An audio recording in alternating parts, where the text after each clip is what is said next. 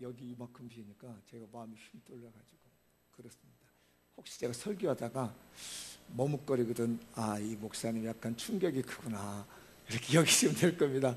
아무래도 제가 이렇게 설교하는데 다소 좀 어려움을 느끼지 않을까, 이런 생각이 들어요. 인사 한번 하시죠. 당신 때문에 내가 축복을 참 많이 받았습니다. 기도해 주셔서 감사합니다. 예. 제가 이 설교 준비하다가 어느 글을 하나 봤어요. 그래서 소개를 좀 하고 말씀을 진행해 볼까 합니다. 인도에서 있었던 일이에요.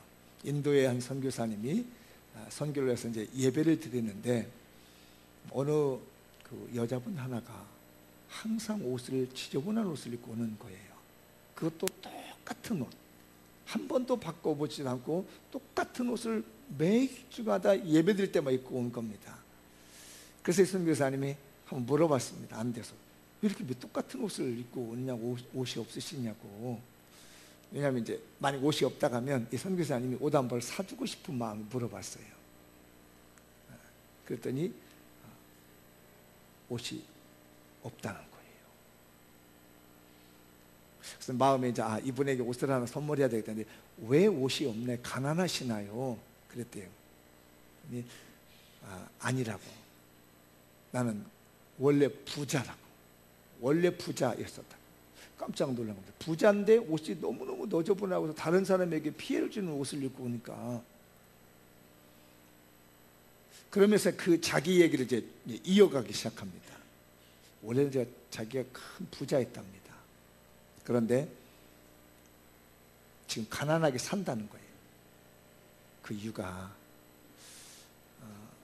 자기 집안에서 자기를 예수 믿는다는 것 때문에 내쫓았다는 겁니다. 있는 재산 다 뺏어버리고 모든 걸 다 뺏어버리고 지금 입은 이 옷 한 벌 입고 집에서 쫓겨났다는 거예요. 지금이라도 내가 예수님 안 믿는다고만 하고 집에 돌아가면 이렇게 안고 산다는 거예요. 우리 집은 지금도 어마어마한 부자로 살기 때문에 내가 사람들에게 지저분한 모습 안 보인다고. 그러나 나는 그거보다 더 좋은 것이 이렇게 남루하고 허름한 옷을 매일같이 입고 와서 하나님께 예배 드리는 것이 난 더 좋다고. 우리 집에 가서 이렇게 좋은 옷에 호화스러운 음식을 먹으며 사는 것보다 나는 비록 허름하지만 이렇게 와서 예배를 가난하게 드리는 이 예배가 나는 훨씬 더 좋아서 나는 모든 재산 포기하고 예수님을 선택하고 지금 예배를 드린 거라고 하는 그 선교 보고에 대한 글을 잠깐 봤습니다. 여러분의 행복은 어디 있습니까? 진짜 행복의 가치는 우리들은 어디에 있는 건가요? 세상적인 이런 가치를 가지고 보면 화려한 옷을 입고 맛있는 음식을 먹고 멋진 집에서 사는 것이 분명히 행복은 행복입니다.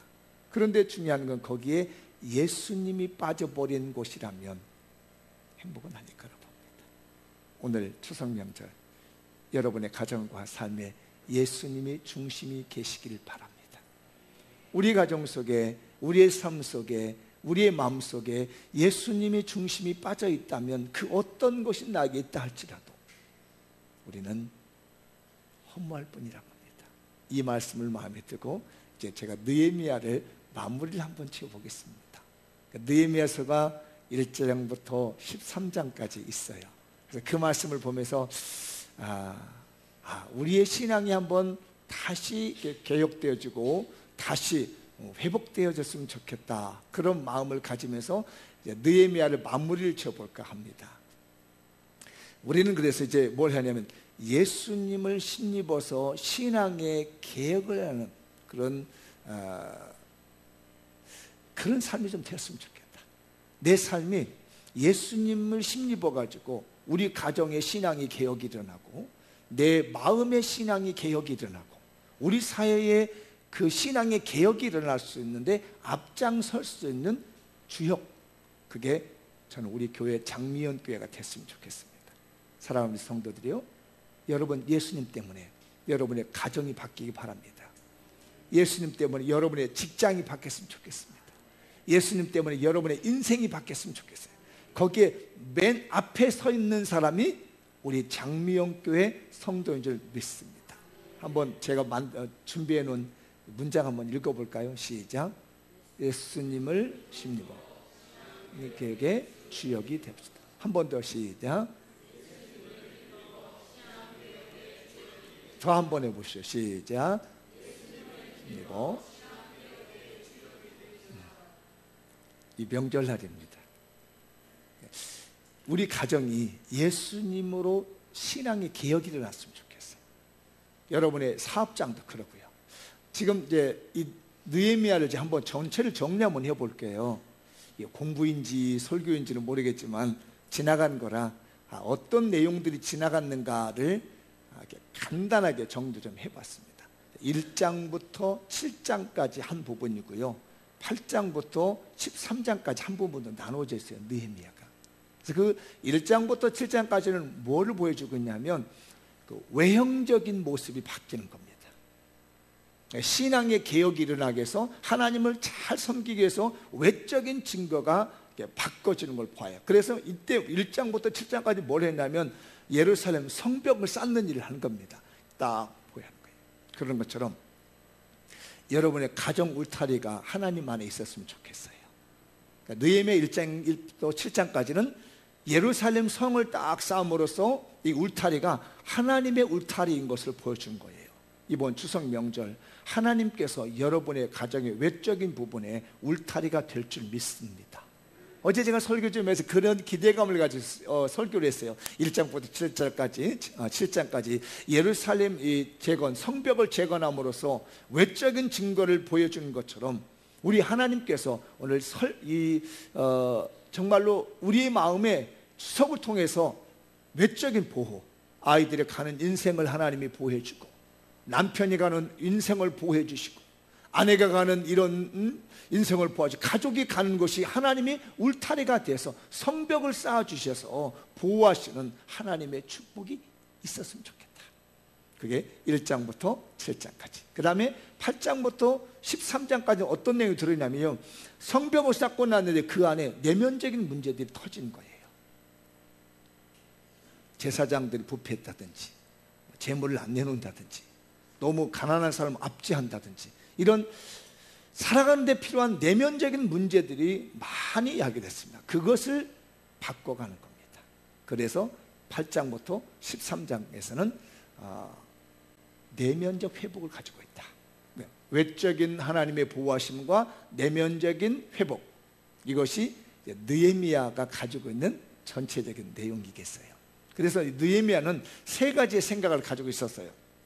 그게 뭐냐면 이 나라가 혈통적으로 하나님의 순수한 혈통이 되었으면 좋겠다. 그게 첫 번째 말입니다. 혈통이, 유대 백성들이 순수한 혈통을 가지고 하나가 됐으면 좋겠다. 그 다음에 뭐냐면 우리의 신앙이 하나님 중심의 신앙이 됐으면 좋겠다. 그리고 세 번째는 우리가 드려지는 이 제사가, 예배에 대한 종교적인 모든 것들이 하나님께 제대로 드려지는 헌신이 됐으면 좋겠다. 이런 마음을 가졌던 것을 이 느헤미야에서 말하면 쉽게 말하면 피가 섞이지 않았으면 좋겠다는 거예요. 이방인과 유대인이 피가 서로 섞이지 않는 가운데 순수한 혈통을 유지했으면 좋겠다. 왜냐하면 이 사람들은 무슨 생각이냐면 우리는 선민이다, 이런 거예요. 오늘날로 이걸 보면 뭐냐면 오해하지 말고 들으세요. 예수 안 믿는 사람과 예수 믿는 사람 결혼식을 하지 않았다. 그 얘기가 느헤미야가 가져온 생각입니다. 잘 생각해 보십시오. 예수 믿는 사람과 예수 믿는 사람이 가정을 이루자. 그게 느헤미야가 가진 혈통이라는 얘기를 하고 있는 거예요. 보여줘 봐요. 네. 1절 곧 넘기고요. 더 넘겨요. 더 넘겨요. 네. 그 내용이 보면 그거예요. 순수 혈통이라는 거예요. 하나님 백성은 하나님 백성과 결혼해야 된다는 얘기입니다. 만약에 우리가 예수 안 믿는 사람이 마음에 든다고 어떻게 돼요? 전도해서 세례받게 해야 됩니다. 아멘 안 하는 거 보니까 자신이 없나 봐. 잘 기억해 두십시오. 우리 아이가 좋아하는 남자친구가 있어. 우리 아이가 좋아하는 여자친구가 있단 말이에요. 그런데 죽고 못 살아. 이거를 떼어놓을 수가 없단 말이에요. 그럴 때는 어떻게 되냐? 데려다가 교회에서 세례받게 해서, 전도해서 세례받게 해서 결혼시키라는 얘기예요. 아멘. 잘 기억해 두십니다. 그런 정도는 이해가 되지만 예수를 안 믿는 상태에서는 결혼식 시키지 말라는 얘기예요. 이게 지금 그 느헤미야가 가지고 있는 거예요. 이방인과 유대인이 절대로 혼합해서 결혼 못하겠다는 얘기예요. 오늘날 그겁니다. 이미 이제 결혼해버린 사람들은 어찌할지는 모르지만 이제 결혼을 안 한 우리 자녀를 두고 있는 부모님들은 기도 잘 하셔야 됩니다. 아시겠지만 자녀들을 이길 수 있는 부모가 누가 있겠습니까? 못 이깁니다. 극단적인 선택을 하겠다고 나서는데 누가 그걸 막아요? 차라리 아이의 생명을 건지는 게 낫지. 그러기 위해서 미리미리 기도하라는 얘기예요. 여기는 우리 자녀들도 잘 들어요. 하나님 믿는 사람을 배우자로 섬기라는 얘기예요. 정말로 하나님을 믿는 배우자가 아니라면 어떻게 되냐? 그를 전도해서 학습 정도가 아니라 세례받게 해서 믿음을 세우고 난 다음에 결혼식을 하라는 거예요. 기도 많이 하시기 바랍니다. 그러게 되는 것은 매우 중요합니다. 이게 가문의 신앙을 유지하는 거예요.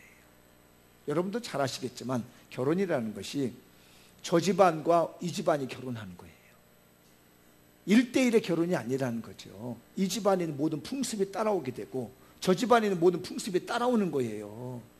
근데 이 집안에선 예수 믿는 집안으로 있었는데 명절 때 되면 예배를 드리고 헌신하고 있는데 이 집안은 예배를 안 드리고 제사를 드린 집이란 말이에요. 그러면 여기 와서는 예배 드리고 저 집안에서 제사를 해야 되는 형편이 된다는 말입니다. 이런 분란과 갈등이 집안에서 얼마나 이 명절이 되면 혼란스럽게 만드는지 몰라요.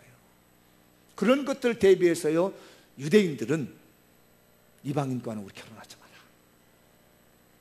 그래서 오늘날의 해석은 뭐냐면 예수 믿는 사람과 결혼하되 정말로 좋아서 못 될 것 같으면 다 전도해서 예수 믿고 세례받고 결혼해라. 그래도 살다 보면 부딪히는 게 많습니다. 그래도 신앙적인 것 때문에요, 부딪히는 사람들이 우리 교회나 여러 교회나 참 많습니다. 그래서 교회마다 어떤 교회들은 그래요. 저도 그렇습니다. 교회에서 목사님이 주례했을 때는요, 세례 안 받은 사람은 주례 안 서줍니다. 결혼식도 못하게 합니다. 교회에서는.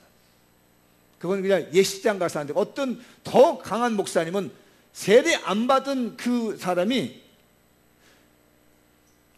밖에 나간 예식장에서 결혼해도 주례 안 서줍니다.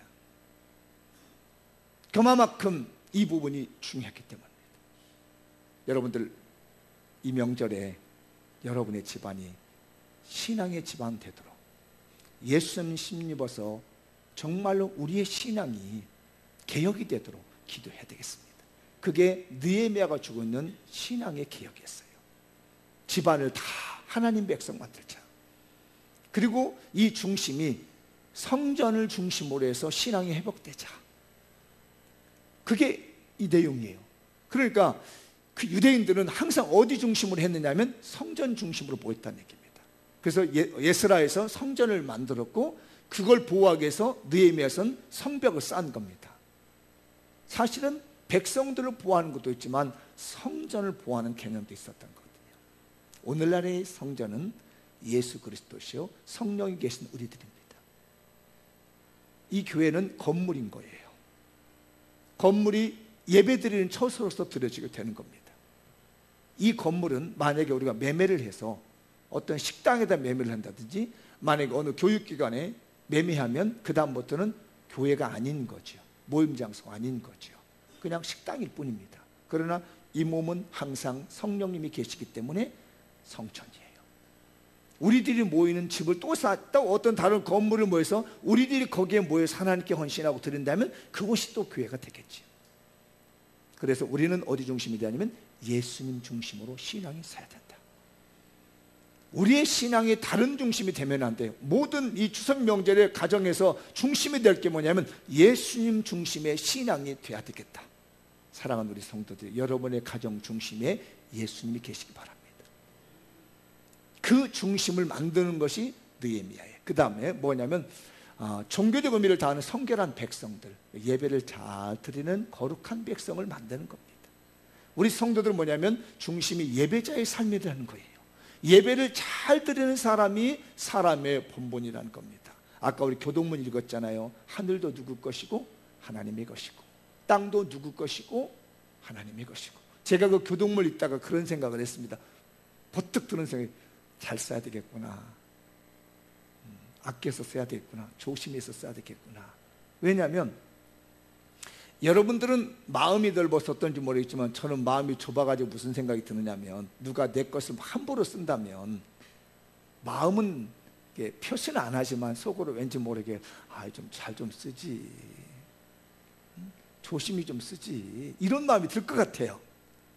저는 그래요. 근데 여러분들은 예수님 닮으셔서 어떤지 모르겠습니다. 저는 야수님을 닮았는지 누가 내 거를 좀 잘 써주면 고마운데 잘 안 써주면 좀 잘 좀 쓰지, 이런 마음이 저는 들 것 같아요.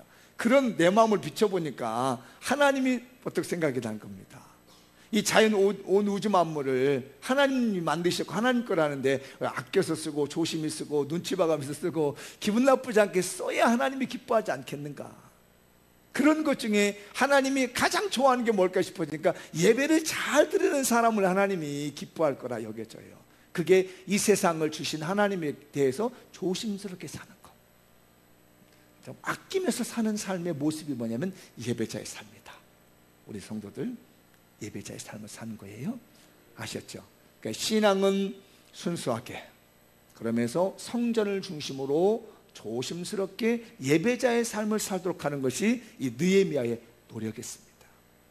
그런데 이 느헤미야서에서 보여준 게 뭐냐면, 성경을 일주일에 한 번씩 봤기 때문에 머릿속에 얼마나 남았는지 모르겠지만 중간중간에 어떤 일이 벌어지느냐면 이 사람들이 빗나가는 걸 보게 됩니다. 자꾸 하나님 말씀에서 빗나가니까 느헤미야는 그걸 막 다시 바꾸려고 그래요. 그래서 두 가지 교훈을 합니다. 사람의 마음이 굉장히 위험하다. 이 사람의 마음은 언제든지 죄를 지을 수 있는 그런 근본적인 위험성을 끌어안고 있다는 것이 사람의 마음입니다. 가만히 놔두면요, 나쁜 짓 하는 아이가 많습니다. 엄마가 이렇게 간섭 안 하면 그 한눈 파서 틈새에 잘못하는 아이들이 많아요. 엄마 이렇게 눈 비껴나가지고 착한 일 하고 오는 아이들이 적습니다. 한번 여러분들 자녀들 키워보시면 아시겠죠? 어떤가요? 애들이 엄마가 뭐라고 안 하고 아빠가 뭐라고 하면 어디 가서 착한 일을 많이 하고 오는 아이들 하고, 아니면 틈새에 잘못해, 눈치 봐가지고 탁 잘못 한번 합니다. 이게 어떤 부류가 더 많은가요? 저는 세상을 너무 부정적으로 봤는지 모르겠지만 엄마 안 본 사이에 착한 일 탁 하고 오는 아이보다는 엄마 아빠 안 본 사이에 나쁜 일 탁 하고 오는 아이가 더 많은 것 같아. 공감하시면 하면. 공감 안 하신 분들은 천사의 마음을 가지고 아이들 키웠어요. 그렇게 말하면 남을 욕하는 것 같은가? 어떤 세상의 마음이라는 게 보면 사람의 마음이라는 게요, 사람이 안 보면 좋은 일 하는 것보다는요 나쁜 일 하고자 하는 마음이 우리 인간의 마음속에 도사하고 있다는 얘기입니다. 이게 사람이 위험하다는 거예요. 그래서 뭐라고 하냐면 이걸 가끔씩 바꿔줄 필요가 있다는 거예요. 애들도 가끔씩 꾸중해줄 필요가 있는 거고, 집안에서 혼내줄 이유가 있는 거 뭐냐면 이게 느헤미야가 가지고 있는 구조의 내용입니다. 교훈이. 사람은 마음속에 나쁜 마음이 있어서 빗나가려고 한다 이거예요. 그것을 말씀을 가지고 이 사람을 탁 잡아줄 필요가 있다는 얘기입니다. 이게 느헤미야입니다. 간단하죠? 그리고 성경입니다. 그런데 이런 고민을 누가 또 신약에서 하느냐면요, 바울 사도가 고민을 합니다. 자기를 드러내놓고 하나님 앞에 고민을 막 합니다. 내 마음은 너무 나쁜 마음이 너무 많아. 나는 정말 하나님 믿는 백성을 하나님 잘 섬기고 싶은데 왜 자꾸 내 마음에서 나쁜 마음이 생기는 거야. 이거 내 마음이 아닌데, 나는 정말 착하게 살고 싶고 선하게 살고 싶은데 왜 내 마음은 이렇게 나빠지는 거야? 라고 하면서 심각한 고민을 한 것이 로마서 7장과 8장에 나오는 고민입니다. 제가 한번 그 부분을 보여드려 볼게요. 여러분도 한번 읽어보시죠. 7장부터 이제 바울이 고민하는 거예요. 시작. 그러므로 내가 한 법을 깨달은 곧 선을 행하기를 원하는 나에게 악이 함께 있는, 그러죠? 내 마음속에 착한 일 하고 싶은데 선하게 살고 싶은데 이 한쪽 구석 속에 악이 내 마음에 들어있다는 얘기입니다. 자, 22절. 내 속사람으로는 하나님의 법을 줄 것 같아. 그러니까 내가 내 안에 있는 속사람, 성령이 이끌리는 사람은 하나님의 법을 좋아서 말씀대로 살고 싶은 거예요. 오늘 같은 날도 내 한쪽 마음에서는 예배 드려야지, 하나님 기쁘게 해야지 라고 하는데, 한쪽에서 이제 23절 시작. 내 지체 속에 다른 한 법이 내 마음의 법과 싸워 내 지체 속에 있는 죄의 법으로 나를 사로잡는 것을 본노다. 자, 보세요. 내 영혼 속에 있는 한 법은 하나님의 법을 따라가는데, 내 이 몸을 따라가는, 육신을 따라가고 있는 육신이, 쉽게 말하면 이 고깃덩어리가 따라오지 않는다는 얘기예요. 여러분 그런 갈등 한번 해보지요. 몸이 피곤합니다. 아주 정말 일어날 수 없는 상황이 되었어요. 그런데 주일날 오전 예배드리러 가야 돼. 그럼 어떤 마음이 들어요? 가야 돼, 말아야 돼. 내 마음의 법인 영적인 법에서는 가야지, 하나님께 예배드리러 가야지. 근데 이 몸이 말합니다. 피곤하잖아, 견딜 수 없잖아. 그러니까 여기서 갈등을 일으킨다는 얘기입니다. 이해되셨죠? 우리 마음에, 우리 이 몸과 영혼 속에 이런 갈등이 일어난다는 얘기입니다. 그래서 24절 시작. 오라, 나는 곤고한 사람이로다. 이 사망의 몸에서 누가 나를 건져내. 참 괴롭다. 내 마음으로는 하나님을 섬기고 이 몸이 하나님을 안 따라가고 자기 편한 대로 가려는데, 내가 정말 괴로운 사람이야. 누가 이 사망의 법에서 나를 건져낼 수 있을 거야? 내가 정말 마음먹은 대로 내 몸이 움직여줄 수 있는 법이 뭐냐는 얘기예요. 내 마음은 하나님을 섬기려고 하는데 내 몸이 안 따라준다는 얘기예요. 참 괴롭다, 그 얘기입니다. 그 다음에 25절 시작. 우리 주 예수 그리스도로 말미암아 하나님께 감사하려. 그런즉 내 자신이 마음으로는 하나님의 법을, 육신으로는 죄의 법을 삼켜라라. 마음 따로 몸 따로 이렇게 갈등이 일어나는 겁니다. 그런데 감사할 일이 생기더라는 얘기죠. 그 감사의 조건이 뭔지 보시죠. 8장부터 그 감사가 나옵니다. 시작. 그러므로 이제 그리스도 예수 안에 있는 자에게는 결코 정죄함이 없나니. 넘겨주세요. 이는 그리스도 예수 안에 있는 생명의 성령의 법이 죄와 사망의 법에서 너를 해방해서. 그런 갈등하는 거 너무 걱정하지 마라. 너 그런다 해서 너 지옥 간다, 너 의롭지 못한다, 이렇게 말하지 않는다는 얘기예요. 예수 그리스도 안에 있는 생명의 성령의 법이 그걸 통째로 들어다가 하나님의 사람을 만든다는 겁니다. 그런 갈등이 절대로 우리에게 내 믿음이 잘못됐네, 내가 비뚤어진, 이렇게 말하지 아니하고, 오히려 더 이 모든 것들을 통해서 예수 그리스도 안에 있는 자에게는 생명의 성령의 법이 정죄하지 아니하고 너는 하나님의 백성이다, 너는 하나님의 사람이다라고 해방을 시켜주기 때문에, 죄와 사망의 법에서 해방시켜주기 때문에 감사하며 살면 된다. 이것이 우리가 살아가는 동안에 갈등하는 겁니다. 그래서 아무리 믿음 좋은 사람이라 할지라도 때로는 그런 마음의 갈등이 있다라는 얘기입니다. 한계가 있다라는 것, 그것을 보여준 것이 뭐냐면 느헤미야입니다. 그리고 느헤미야는 구약 성경의 마지막 성경입니다. 어떤 면에서 마지막 성경이냐면요, 역사가 끝나는 마지막 성경입니다. 보통 사람들은 말라기야가 성경의 마지막인 줄 알고, 구약에 맞기는 맞아요. 그러나 역사적인 순서로 보면은 느헤미야가 마지막입니다.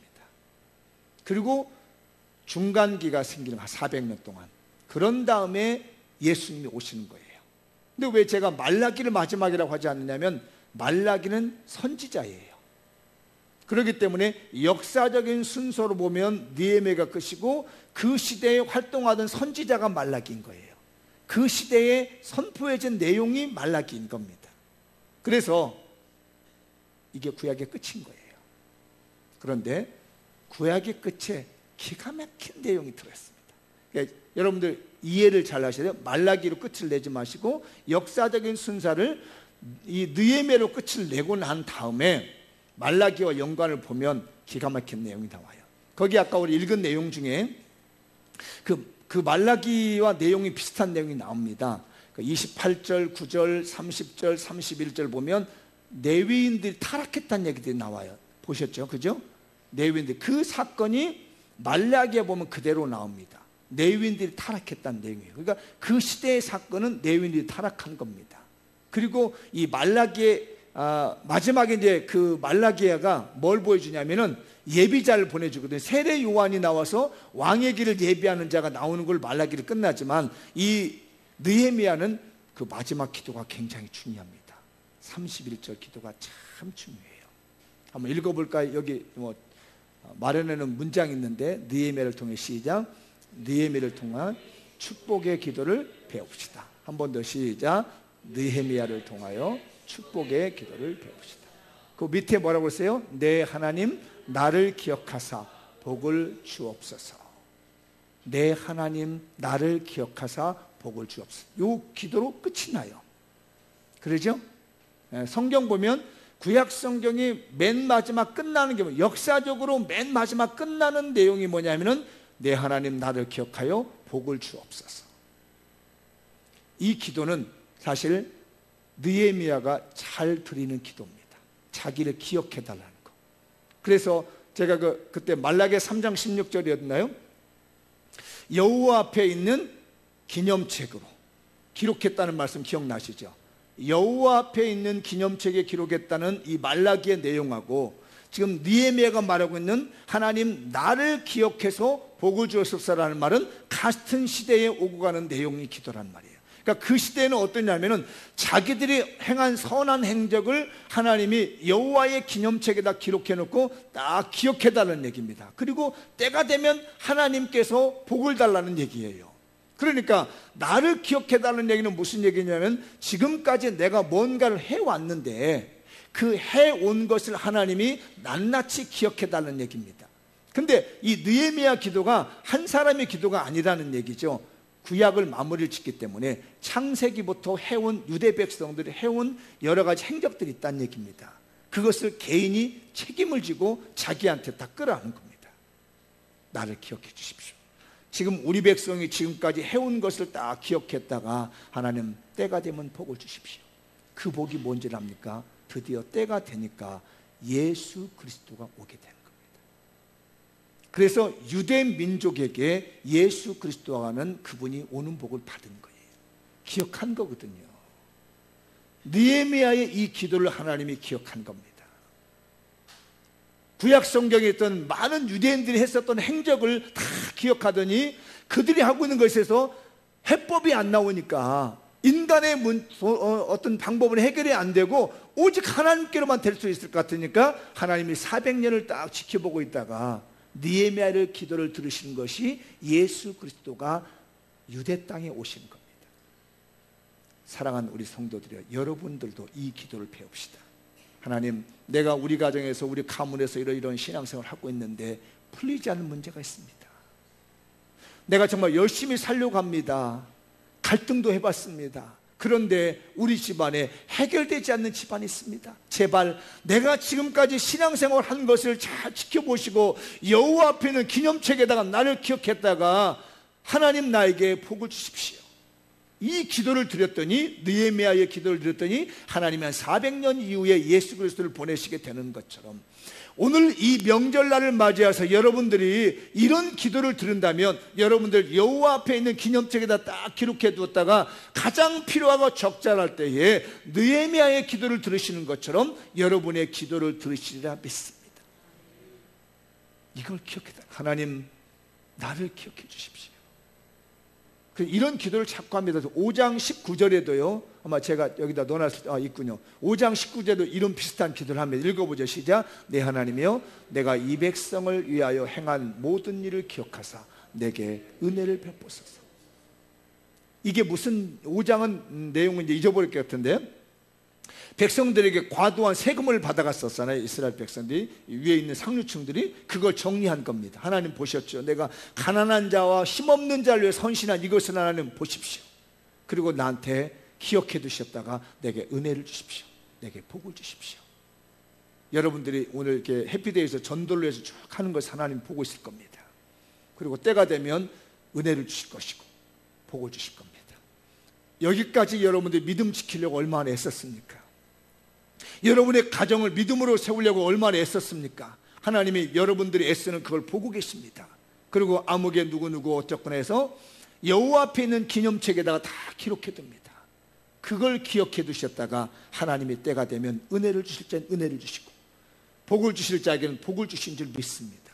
우리 이번 명절이 그런 하나님 앞에 기념이 될 만한, 하나님이 기억해 줄 만한 명절이 됐으면 좋겠어요. 옆에 앉아 계신 여러분의 가족들이 하나님 보시기에 기념될 만한 사람이 되고 기억될 만한 사람이 되어가지고 때가 되면 복을 받는 사람 됐으면 합니다. 하나님 나를 보십시오. 내가 주님 때문에 얼마나 애쓰고 있는지 나 보시지요. 나를 기억해 두시고 때가 되면 나에게 하나님 복을 주십시오. 이 기도를 여러분은 꼭 배우시고 여러분 기도가 됐으면 좋겠어요. 근데 제가 느헤미야는 그런 기도를 하는 줄 알았어요. 근데 이 말씀을 보다가 보니까 예수님도 그런 기도를 하셨더만요. 마지막 십자가에서 죽으실 때 예수님이 이런 기도를 합니다. 읽어보죠. 누가복음 23장 46절인데요. 시작. 예수께서 큰 소리를 불러 이르시되 아버지여 내 영혼을 아버지 손에 부탁하나이다 하고 이 말씀하시니 숨지시니라. 마지막 끝나면서 하나님 내 영혼을 아버지 손에 맡깁니다. 그러니까 마지막 기도로 인생을 마치더라고요. 구약 성경 마지막 마무리가 뭐냐면 기도입니다. 예수님의 마지막 죽음이 뭐냐면 기도입니다. 우리 삶이 기도의 삶이 되었다는 거죠. 하나님께 모든 것을 맡기는 기도의 삶이 우리의 삶이 필요한, 오늘 이 명절이 우리는 다른 것이 아니라 이제 한 절기가 끝나고 또 절기를 시작하면서 하나님이 우리를 기억해달라고 하는, 지금까지 애쓴 것에 대한 기억을 위해서 기도의 삶이 됐으면 좋겠어요. 스데반도 그렇더라고요. 마지막 죽음에서 스데반이 기도를 두 기도를 합니다. 보시죠.